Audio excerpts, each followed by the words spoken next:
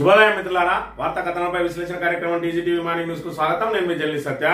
ముందుగా రాష్ట్రంలో జరుగుతున్న రాజకీయ పరిణామాలను కనుక పరిశీలించినట్లయితే నిన్న రోజున కాళేశ్వరం కమిషన్ ముందు మరి ఇక్కడ మాజీ నీటిపారుదల శాఖ మంత్రి ప్రస్తుత ఎమ్మెల్యే హరీష్ రావు హాజరు కావడం జరిగింది. అందులో భాగంగా మరి ఇక్కడ ఏదైతే మహారాష్ట్ర అనుమతి ఇవ్వని కారణంగానే మరి అక్కడి నుంచి ఏదైతే తుమ్మిడిగడ్డ నుంచి మేడిగడ్డ వరకు దాన్ని జరపాల్సి వచ్చిందని, అదేవిధంగా దానికి సంబంధించిన పూర్తి ఆధారాలను కూడా సమర్పించి మరి 20 నిమిషాల్లోనే విచారణ పూర్తి చేసుకుని బయటకు రావడం జరిగింది.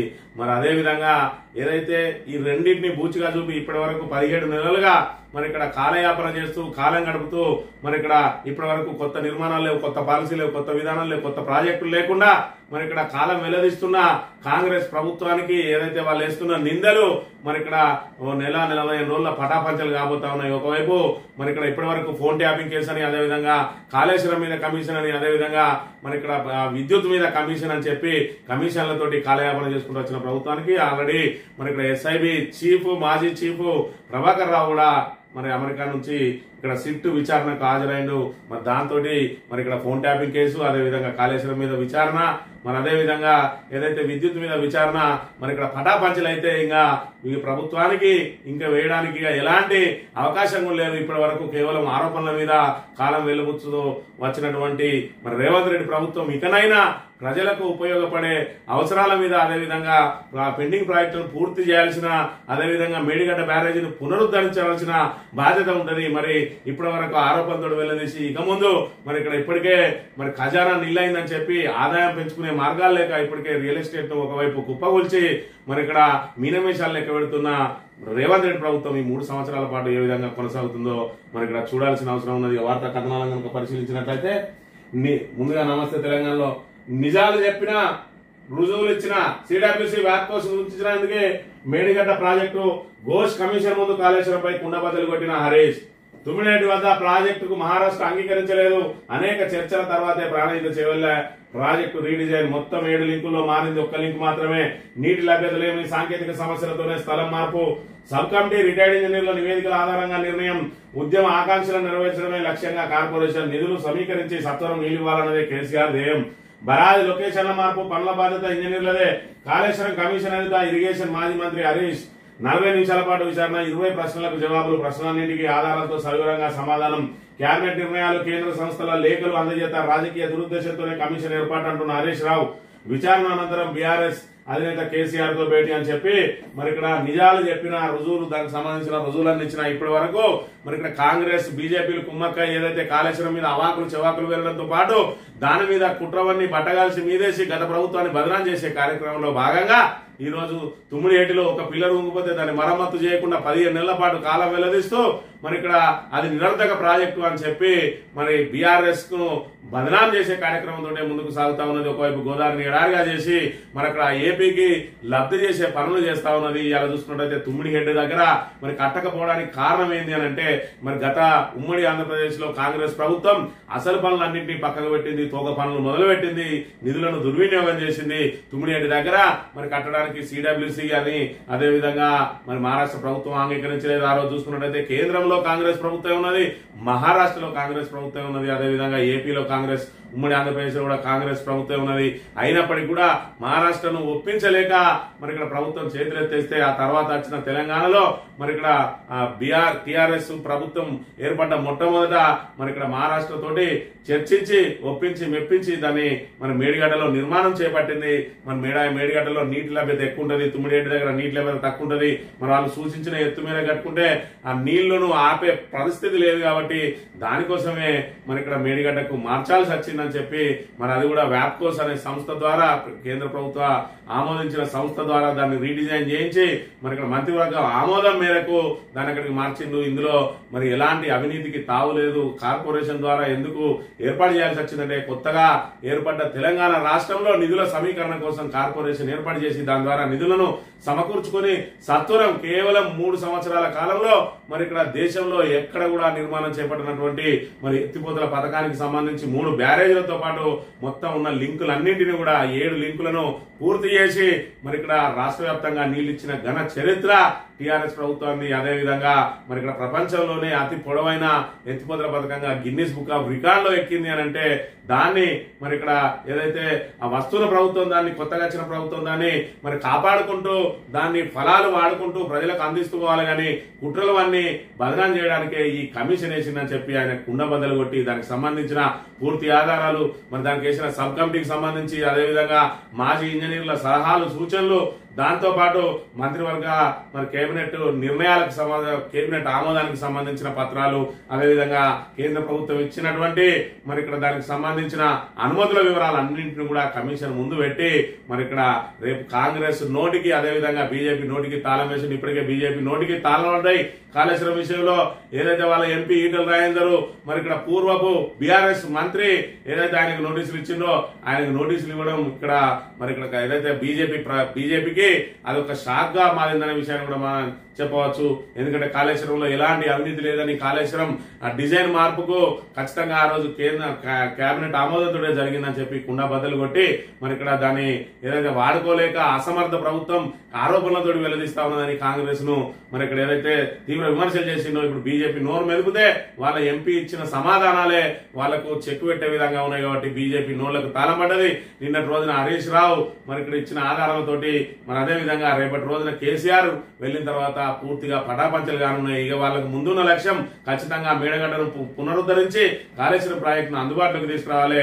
మరి సందట్లో సడేమి అన్నట్టు మన నీళ్లు ఏవైతే ప్రాణహిత నీళ్లు గోదావరి నీళ్లను వృధాగా బయటకు వదులుతున్నామో వాటన్నిటిని ఒడిచిపెట్టుకోవడానికి కేంద్ర ప్రభుత్వంతో మరి కుట్రవన్నీ అక్కడ బనకచెర్ల ప్రాజెక్టు కేంద్రం అనుమతితోటి కేంద్ర ప్రభుత్వ నిధులతోటి బనకచెర్లను నీటి లభ్యత లేకున్నా మన దగ్గర నుంచి పోయే వృధా జలాలను మేము ఆపుకుంటామని చెప్పి మరి ఇక్కడ బనకచెర్ల ప్రాజెక్టు కట్టి ఆ ప్రాజెక్టుకు అలొకేషన్ పొందే ప్రయత్నం చేస్తా ఉన్నారు. మరోవైపు చూసుకున్నట్లయితే బీజేపీ తమిళనాడులో పాగా వేయడానికి మరి ఇక్కడ ఈ బనకచెర్లను అడ్డం పెట్టుకుని కావేరికి అనుసంధానం చేసి తమిళనాడుకు నీళ్లు తీసుకుపోయి అక్కడ బీజేపీ మరి ఇక్కడ తిష్ట వేయడానికి రాజకీయంగా తెలంగాణను మరి ఇక్కడ ఇబ్బందులకు గురి చేసే ప్రయత్నం చేస్తా ఉన్నది. దానికి రేవంత్ సర్కారు వంతపాడుతున్న విషయాన్ని మరి తెలంగాణ ప్రజానీకం గమనించాలి.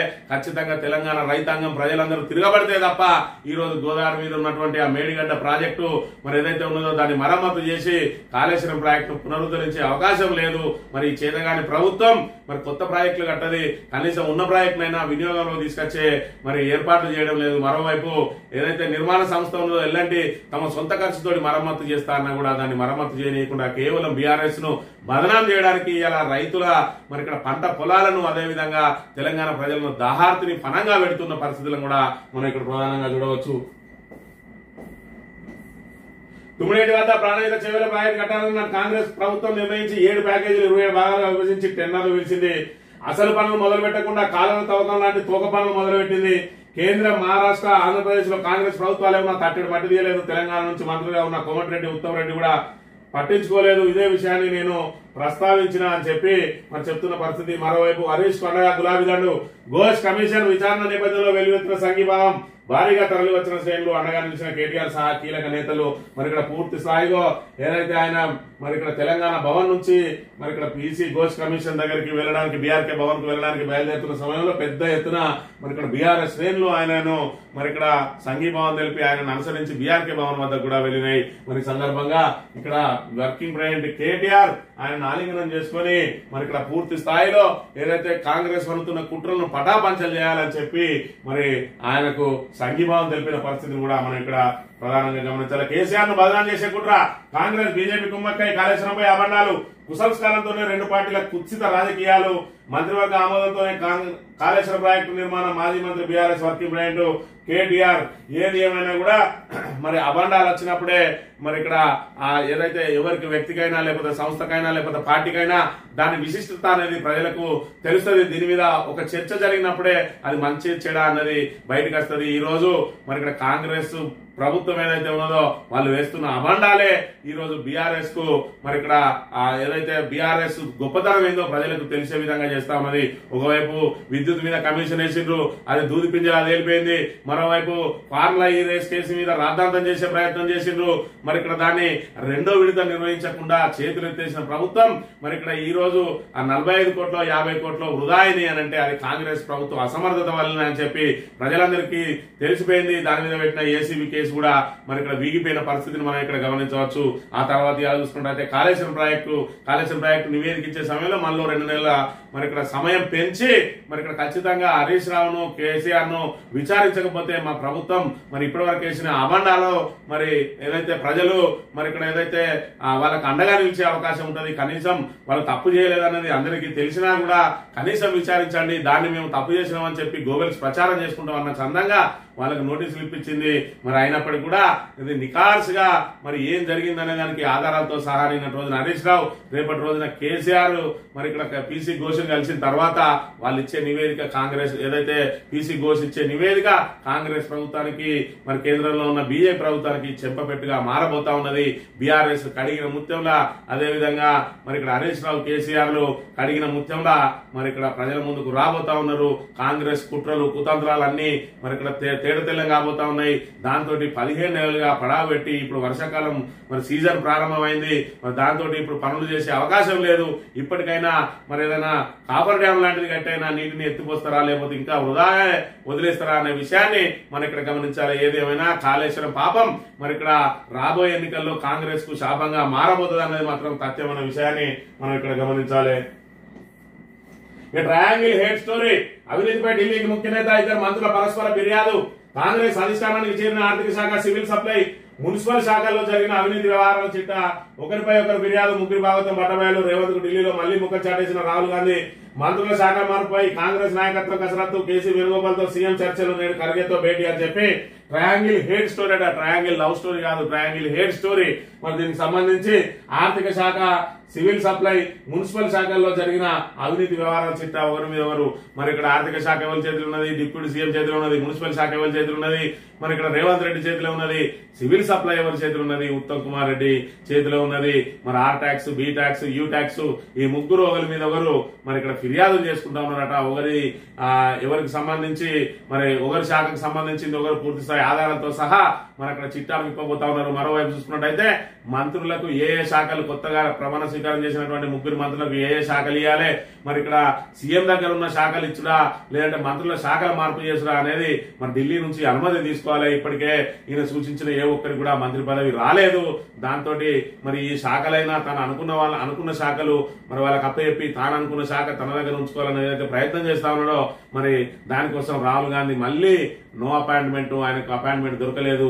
2 రోజుల పాటు అక్కడే ఉంటా ఉన్నాడు. అయినప్పటికీ కూడా కేసీ వేణుగోపాల్ ఖర్గేతో మాత్రమే మరి ఇక్కడ ఆయన భేటీ పరిమితమైంది. రాహుల్ గాంధీ మాత్రం మళ్లీ ముఖం చాటేసిండు. జన్మలో రాహుల్ గాంధీ ఆయనకు మరి సింగిల్ గా మాత్రం అపాయింట్మెంట్ ఇచ్చే పరిస్థితి లేదని చెప్పి దీని ద్వారా తేడతెల్లమైంది. మరోవైపు చూసుకున్నట్టయితే ఒకరి అవినీతి భాగవతాన్ని మరొకరు బయట పెట్టుకుంటూ ఈ రోజు కాంగ్రెస్ ప్రభుత్వ పరువును మరి ఏ విధంగా దిగజారుస్తా ఉన్నారో మరి ఢిల్లీ పెద్దల ముందు సాగిలపడి ఏ విధంగా చేస్తా ఉన్నారో మరి ఇక్కడ చూసుకున్నట్టయితే గతంలో చూసుకుంటే బీఆర్ఎస్ కు మరి ప్రజలే మరి ఇక్కడ సుప్రీంలు అని చెప్పిండ్రు. ఇక్కడ చూసుకున్నట్టయితే మరి రాహుల్ గాంధీ జీతగాడు మరి ఇక్కడ రేవంత్ రెడ్డి ఆ యజమాని కలవలేక ఆ యజమాని కింద ఉన్న తాబేదారులను కలిసి ఇవాళ ప్రతిదానికి అనుమతి తీసుకోవాల్సిన దుస్థితి ఈ రోజు తెలంగాణలో ఏర్పడ్డదనే విషయాన్ని మనం ఇక్కడ గమనించాలి. ఇక మిస్బిహేవ్ పై సోనియా ఫైర్, ఆడబిడ్డకు అవమానంపై కాంగ్రెస్ అగ్రనేతల ఆగ్రహం. మిస్ ఇంగ్లాండ్ తో అనుచితంగా ప్రవర్తించిన వ్యక్తిపై చర్యలేవి. అలాంటి అసహ్యకరమైన నాయకుడిని మీరు ఎలా ఉపేక్షించారు? ఆడపిల్లలు మీకు బాధ్యత లేని వ్యక్తి పక్కన ఎలా కూర్చోబెడతారు? రాష్ట్ర ముఖ్య నేత సన్నిహితుడికి ఫోన్ చేసి సోనియా చీవాట్లు ఆ వ్యక్తి రాజకీయ సంబంధాలు పొరుగు రాష్ట్రాల్లోనూ పాత్ర పైన ఆరా. హైదరాబాద్ లో అవమానంపై సోనియాకు ఫిర్యాదు చేసిన మిల్లీ మ్యాగీ. కాంగ్రెస్ లో మరింత మురుతున్న మిస్బిహేవ్ వ్యవహారం అని చెప్పి మరి ఇక్కడ అందాల పోటీల నిర్వహణ పేరుతోటి మరి ఇక్కడ పూర్తిగా తెలంగాణ బ్రాండ్ ఇమేజ్ ను మరి ఇక్కడ దిగజార్చిండ్రు. పూర్తిగా మరి ఏదైతే మిస్ వరల్డ్ పోటీదారులతోటి మిస్బిహేవ్ చేసి వాళ్ళ పట్ల మరి అసభ్యకరంగా ప్రవర్తించి ఈ రోజు తెలంగాణ పరువును గంగపాలు చేసిరు. దాని మీద సోనియా గాంధీ ఫైర్ అయిందట. మరి అంతర్జాతీయ ఈవెంట్ నిర్వహించే సమయంలో మరి ఇక్కడ అక్కర్రాని వాళ్ళందరినీ వాళ్ళ పక్కన ఎందుకు కూర్చోబెట్టాల్సి వచ్చింది? వాళ్ళని ఎవరు లోపలికి ఆహ్వానించింది? ఎందుకు ఈ రకంగా చేసిండ్రు? అసలు ఈయనకును ముఖ్యమంత్రికి మిస్బిహేవ్ చేసిన గల సంబంధాలు ఏంది, వారి పాత్ర ఏంది, మరి వారు రాజకీయంగా ఇంత మరి ఎలాంటి అర్హత లేని వ్యక్తిని ఎందుకు నెత్తిన పెట్టుకుంటానని కూడా అధిష్టానం ఆరాధిస్తున్న పరిస్థితులను కూడా మనం చూడవచ్చు. ఇక తప్పుడు కేసులు ఎత్తివేయాలి, రాజోలి రైతులపై పోలీసుల దాష్టీకం, ఎస్ఐ పోలీసులపై చర్యలు తీసుకుని కలెక్టర్ కు పెద్దదన్వాడ గ్రామస్తుల గురించి చెప్పి మరి పెద్దదన్వాడలో ఏదైతే ఇథనాల్ ఫ్యాక్టరీకి సంబంధించి దాన్ని వ్యతిరేకిస్తూ పెద్ద ఎత్తున మరి ఇక్కడ వాళ్ళు ఆందోళనలు చేపట్టి నిరసనలు చేసి మరి అక్కడ వాహనాలతో పాటు వాళ్ళు వేసుకున్నటువంటి గుడారాలన్నింటి కూడా ధ్వంసం చేసిరో దాంతో మరి పోలీసులు విచ్చలవిడిగా వాళ్ళ మీద చేసుకుని మరి లాఠీలు దులిపించి మరి దాష్టీకం ప్రదర్శించిండ్రు. వాళ్ళందరి మీద చర్యలు తీసుకోవాలని నిన్న రోజు ప్రజావాణిలో మరి ఇక్కడ ఫిర్యాదు చేసిరు పెద్ద ధన్వాడ ప్రజలన్న విషయాన్ని మనం ఇక్కడ గమనించాలి. ఇక సన్నాలకు 0 బోనస్, రైతులకు సర్కార్ 1110 కోట్ల బకాయి, ధాన్యం అమ్మి నిలదాటిన పైకం బోనస్, రాని పైకం బోనస్ కోసం రైతుల ఎదురు చూపులు అని చెప్పి సన్నాలు మరి ఇక్కడ గొప్పగా చెప్పుకున్నది రేవంత్ రెడ్డి ప్రభుత్వం ఏదైతున్నదో మరి ఇక్కడ మేము అధికారంలోకి వచ్చిన వెంటనే రైతు పండించిన ప్రతి గింజకు క్వింటాలకు 500 రూపాయలు ఇస్తామన్నాడు. మరి ఇక్కడ అన్ని ప్రతి ధాన్యానికంటే పత్తికి మరి ఇక్కడ పప్పుకు మరి ఇక్కడ ఏదైతే గోధుమకు దేనికైనా మరి దొడ్డోళ్లకు సన్నడ్లకు అన్నిటి కూడా 500 ఇస్తా అన్నాడు. తీరా అధికారంలోకి వచ్చిన తర్వాత కేవలం సన్నాలకు మాత్రమే 500 ఇస్తా అన్నాడు. ఆ 500 ఒక సీజన్ లో ఎంతో కొంతమందికి ఇచ్చి గత ముఖం చాటేసిండు. ఈ సీజన్ లో ఒక్కరికి కూడా 500 రూపాయల బోనస్ అనేది లేకుండా పోయింది అని అంటే మరి ఇక్కడ ఈ మాటల సర్కార్ అధికారంలోకి రావడానికి ఏ విధంగా అయితే అబద్దాలాడి మరి 100 అబద్దాలాడి ఒక పెళ్లి చేయన్నట్టుగా మరి ఇక్కడ శ్రీధర్ బాబు 420 అబద్దాలు 6 గ్యారంటీలతోటి మరి ఇక్కడ ఏదైతే బాండ్ పేపర్లు రాసిచ్చి కూడా ప్రజలను నట్టేయడం నుంచి ఈ రోజు ప్రజల నోట్లో రైతుల నోట్లో మట్టి కొట్టిన పరిస్థితి మనం ఇక్కడ గమనించాలి. మరోవైపు రైతు భరోసా పేరుతోటి రైతు బంధు మరి టెన్షన్ గా సీజన్ కు 5,000 పడతా ఉంటే మేము 10,000 కాదు 15,000 ఇస్తామని చెప్పి రైతులను నమ్మబలికి ఓట్లు వేయించుకొని ఆ 15,000ను 12,000 గురించి అందులో ఒక సీజన్ ఎగవేసి రెండో సీజన్ వచ్చేటప్పటికి మరి ఇక్కడ 4 ఎకరాల వరకే వేసి ఇప్పుడు మాత్రం ఇంకా నాట్లకు ముందే మేము డబ్బులు ఇస్తామని చెప్పి ఇంకా ప్రగల్భాలు పలుకుతా ఉన్నది. దేవుళ్ల మీద ఓట్లేసినటువంటి రుణమాఫీ ఇప్పటి వరకు పూర్తి చేయలేదు. మరోవైపు చూసుకున్నట్లయితే జనవరి 26వ తేదీన ఆ రైతులందరికీ రైతు బంధు ఇస్తానడు, రైతు భరోసా ఇస్తానడు, దాన్ని జరుపుకుంటూ మార్చి 31 నాటికి ఇస్తానడు. ఇవాళ చూసుకున్నట్లయితే జూన్ మరి ఇక్కడ ఈ జూన్ 10వ తేదీ వచ్చినా కూడా ఇప్పటి వరకు మరి ఇక్కడ రైతు భరోసా రాలేదు అని అంటే ప్రభుత్వ తీరు ఏ విధంగా ఉన్నదో దీనికి అడ్డం పడుతున్న పరిస్థితి కూడా మనం ఇక్కడ గమనించాలి. ఇక స్థానికానికి ఇదే అదనట. జూన్ జూలైలో స్థానిక సంస్థల ఎన్నికలు నిర్వహించేందుకు సర్కార్ కసరత్తు, రైతు భరోసా వేసి ఎన్నికలకు వెళ్లాలని నిర్ణయం. ఈ 2 నెలలు రైతులు కూలీలు పూర్తిగా సాగు పనుల్లో నిమగ్నమై ఉంటారు. రాజకీయాలపై ఆసక్తి చూపాలన్న ఆలోచన కేబినెట్ భేటీలో మంత్రుల నిర్ణయం చెప్పి స్థానికానికి మరి జూన్ జూలై నెలలే మరి అదనంగా ఉంటాయి. ఎందుకంటే రైతులందరూ కూడా మన మీద ఆగ్రహంగా ఉన్నారు కాబట్టి వాళ్ళకి కనుక ఇప్పుడు రైతు భరోసా ఇస్తే వాళ్ళు పంటలో మునిగి తేలుతారు. మరి ఈ సమయంలో మనం మరి ఏదైతే స్థానిక సంస్థలను డెక్కించుకోవాలి, ప్రభుత్వం మీద ఉన్న వ్యతిరేకతను వాళ్ళు పనులలో నిమగ్నమై ఉంటారు కాబట్టి రాజకీయాల పట్ల పెద్దగా ఆసక్తి చూపరు కాబట్టి సందర్భ సడమీయగా మనం స్థానిక సంస్థల ఎన్నికలు నిర్వహించుకుని బయటపడాలి అని చెప్పి మరి మంత్రులు ఆలోచన చేసిరట. నిన్నటి రోజున మంత్రివర్గ భేటీలో మొన్న జరిగిన మంత్రివర్గ భేటీలో దాంతో మరి జూన్ జూలైలో నిర్వహిస్తారా మరి లేదా ఇంకా వెనుకడుగేస్తారా అన్నది తేలాల్సి ఉన్నది. సాక్షి దినపత్రిక విషయానికి వస్తే పత్రికా స్వేచ్ఛపై పాశవిక దాడి, ఏపీ వ్యాప్తంగా సాక్షి కార్యాలయాలపై పచ్చ మూకల విధ్వంసం, ప్రజా వ్యతిరేక విధానాలను ప్రశ్నిస్తున్నందుకే సాక్షిపై కుతంత్రం అని చెప్పి సీనియర్ జర్నలిస్టు కొమ్మినేని శ్రీనివాసరావును నిన్న రోజున హైదరాబాద్ లో అరెస్ట్ చేసిరు. అదేవిధంగా విజయవాడలో సాక్షి కార్యాలయం మీద ఈ విధంగా దాడులు చేస్తా ఉన్నారు. మరి ఇక్కడ రెడ్ బుక్ అని మరి ఇక్కడ టీడీపీ ప్రభుత్వం ఈ విధంగా మరి ఏదైతే కక్ష సాధింపు చర్యలు తీవ్రమవుతా ఉన్నాయి. మరి ఏదైనా అతిగా మారితే మరి ఇక్కడ వాళ్ళకి ప్రమాదం అవుతుంది, విషంగా మారుతుంది. మరి ఇక్కడ ఏదైతే అమృతం కూడా అతిగా తాగితే విషం అవుతుందట. అదే విధంగా అణచివేతలు కూడా అతిగా ఉంటే ఖచ్చితంగా ప్రజలే తిరగబడతారు. మరి కొంతవరకు మరి ప్రారంభంలో ఏదైతే టీడీపీ ప్రభుత్వానికి ప్రజలు అండగా నిలిచిండ్రు. ఎందుకంటే అక్కడ అప్పుడు వైసీపీలో ఉన్న వాళ్ళు చేసిన ఓవరాక్షన్ కు మరి తగిన బుద్ధి చెప్తా ఉన్నారని దాన్ని మరి ఈ రీతిగా దాడులకు పాల్పడడం ఏదైతే మరి జర్నలిస్టుల మీద కూడా అక్రమ కేసులు పెట్టడంతో మరి టీడీపీ మీద కొంతవరకు ప్రజల నుంచి తిరుగుబాటు ప్రారంభం కాబోతా ఉన్న పరిస్థితి కూడా మనం చూడాలి.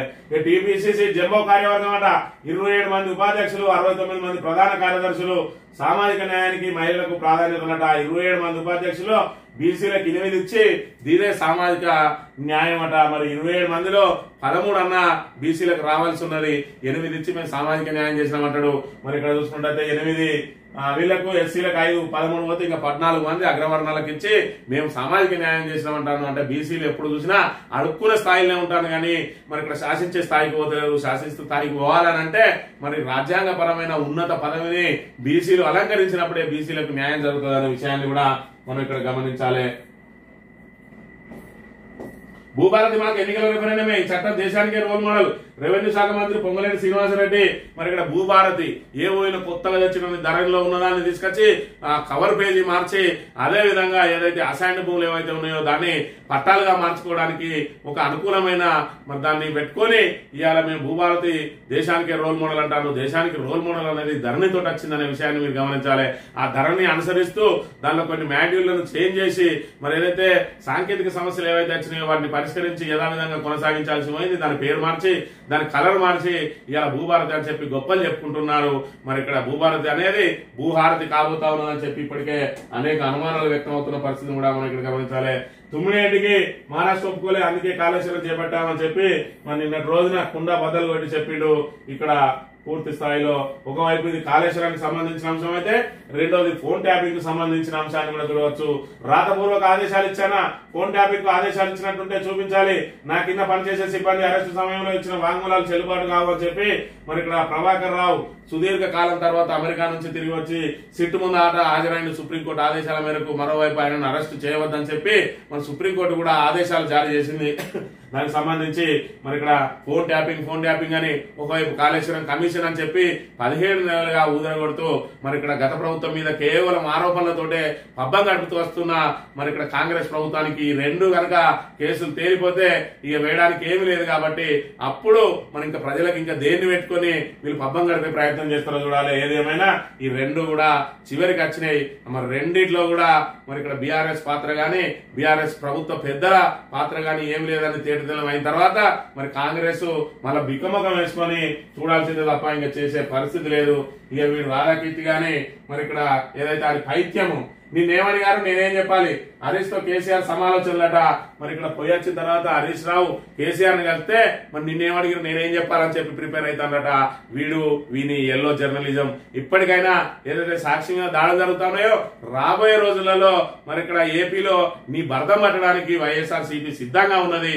ఇవాళ ఏపీ ప్రభుత్వం చేస్తున్న మరి ఏదైతే విధ్వంసకాండను ప్రోత్సహిస్తున్న ఆంధ్రజ్యోతి రేపు నీ బతుకు కూడా అట్లనే మారబోతుంది అనేది మరి ఇక్కడ చూసుకోవాలి. మందుపాత్రలకు అదన ఎస్పీ మళ్ళీ ఉచ్చుపల్లి మందుపాత్ర పేల్చిన నక్సల్స్, డిఎస్పీ ఇన్స్పెక్టర్ తీవ్ర గాయాలు.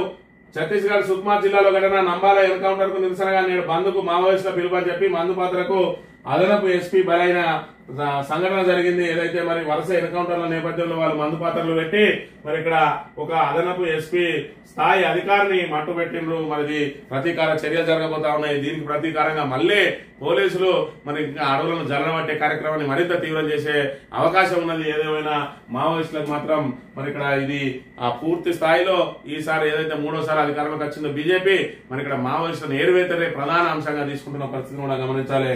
ఈనాడు దినపత్రిక విషయానికి వస్తే